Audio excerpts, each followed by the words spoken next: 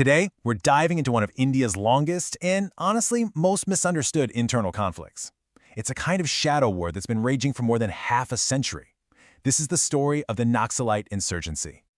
Just to give you a sense of the scale here, think about this. Back in 2006, India's own Prime Minister called it the single biggest internal security challenge. Now, that wasn't some casual, off-the-cuff remark. That statement put this insurgency above every other threat, signaling that this is a battle for the very heart of the Indian state. So, how did it all get started? Well, this wasn't some sudden explosion of violence. The roots of this thing run deep. You really have to go all the way back to the tensions that were left simmering after the end of British colonial rule in the 1940s. When colonial rule ended, it left this huge power vacuum, and it was filled with all these long-standing tensions. You had this massive gap between the landless poor and the super wealthy landowners. On top of that, there were bitter divides between different ethnic and religious groups. And when the new democratic system just couldn't seem to fix these deep problems, it basically opened the door for radical movements who came in and said, hey, violence is the only way.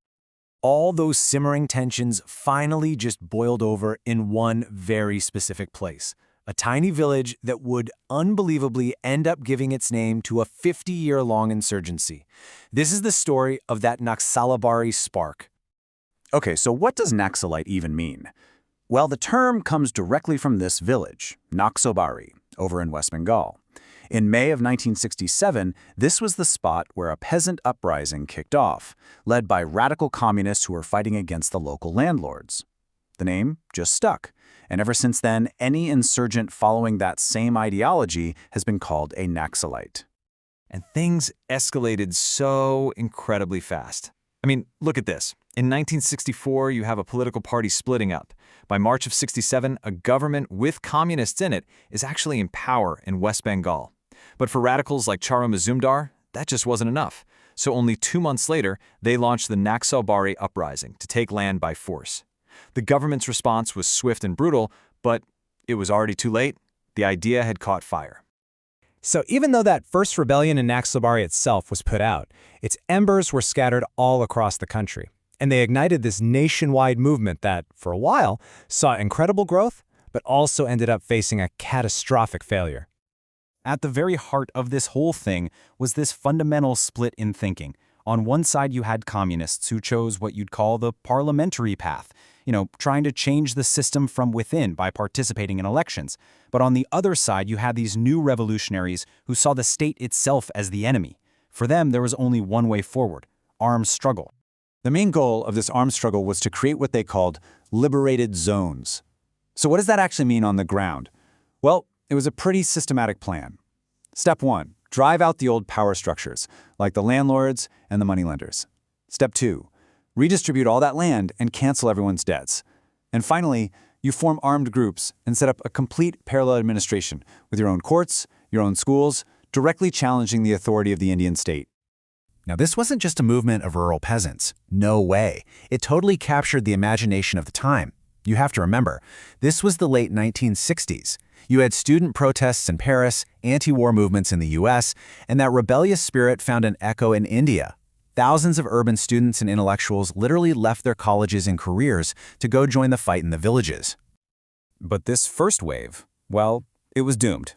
It was ultimately crushed by a combination of fighting within the movement and just overwhelming force from the state. The final nail in the coffin came during the 1975 emergency. That was a period when the Indian government suspended democratic rights across the country and used that power to completely smother the uprising. Now, you'd think that would be the end of the story, right? But it wasn't. Not even close. The movement just went underground, it regrouped, and then from the 1980s on, it rose again. Only this time, they had learned from their past mistakes.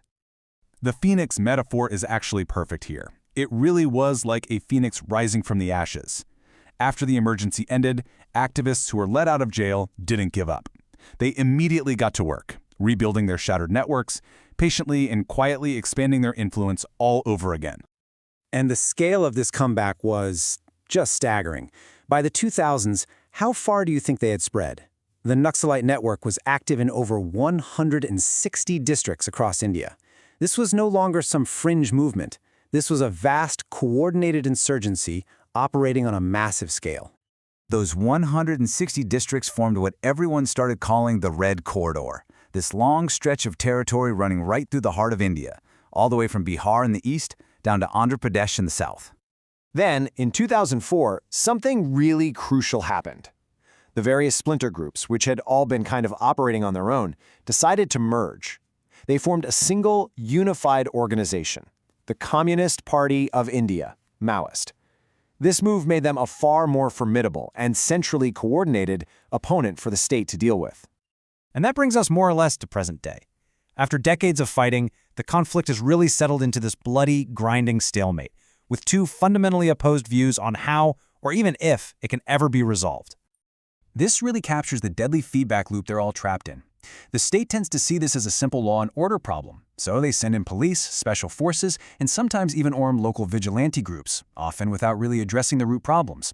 In response, the Maoists set up their own parallel governments, they attack police to steal weapons, they levy their own taxes, and they carry out retaliatory killings. Each action just fuels the other, creating this vicious, self-perpetuating cycle of violence. So have they ever just tried to talk?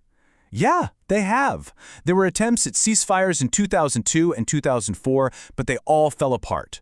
Each side ended up blaming the other, all trust just evaporated, and the fighting started right back up again. And so, here we are, left with the fundamental question that's been hanging over this conflict for decades. Is the only way forward more confrontation? A war that has to be won with force? Or, after all this bloodshed, is a genuine political solution, a negotiated peace, still even possible? That is the unresolved question at the heart of India's longest war.